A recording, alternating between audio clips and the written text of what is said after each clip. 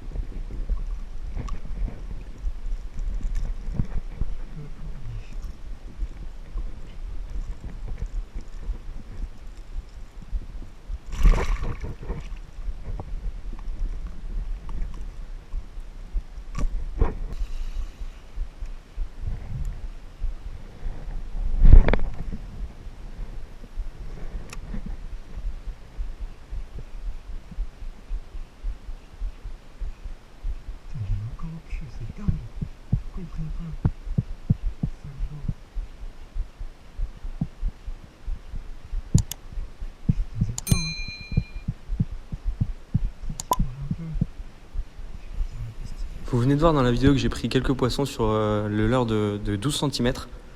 Je me rends compte d'une chose, c'est que les poissons, à force de s'être fait piquer et que certains se soient décrochés, ils deviennent méfiants. Ils montent plus trop sur mon leurre totalement en surface. Donc ce que je vais faire, c'est que je vais mettre un autre leurre de surface, mais un leurre qui plonge sous la pellicule d'eau. En l'occurrence ici c'est un Z-Claw, ça pourrait être autre chose, ça pourrait être un Wonder par exemple de chez Lucky Craft. Mais là j'utilise un Z-Claw ou un Aspus de chez Adams Fishing. Mais le Z-Claw ça me permet plusieurs choses. De passer sous la pellicule d'eau, de faire des animations plus ou moins rapides et surtout à l'arrêt il reste droit sur l'eau. Donc là ça va déclencher de nouvelles attaques, vous allez voir dans les images qui vont suivre. Et j'arrive à tirer l'épingle du jeu, mon épingle du jeu en fait avec un changement de leurre tout simple comme celui-là.